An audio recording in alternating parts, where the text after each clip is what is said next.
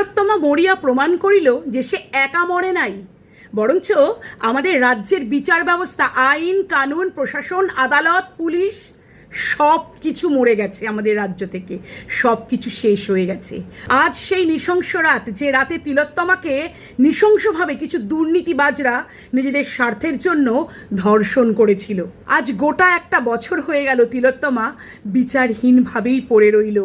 আর আমরা রাজ্যবাসীরা প্রতিবাদ করতে করতে, চিৎকার করতে করতে আমাদের গলার স্বর, আমাদের শক্তি, আমাদের চোখের জল সব কিছু শেষ হয়ে গেল। একটি মেয়ের নৃশংস হত্যা, একটি মেয়ের নৃশংস ধর্ষণ পুরো বিশ্বকে নাড়িয়ে দিয়েছিল।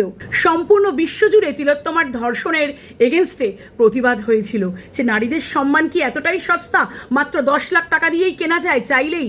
যে বাবা মার কোল খালি হলো, যে বাবা মা নিজের রক্ত জল করে এই সন্তানকে তিল তিল করে বড় করলো, সুখের স্বপ্ন, সুখের ভবিষ্যৎ দেখলো, সেই বাবা মা কী নিয়ে বাঁচবে এবার?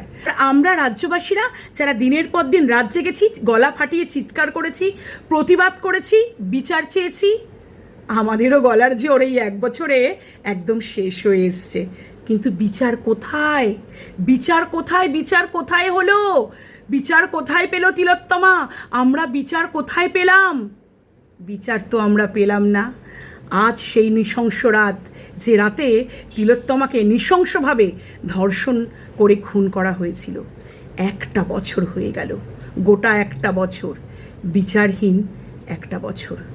ভাবুন রাজ্যবাসী, ভাবুন কি অবস্থা আমাদের রাজ্যের মেয়েদের।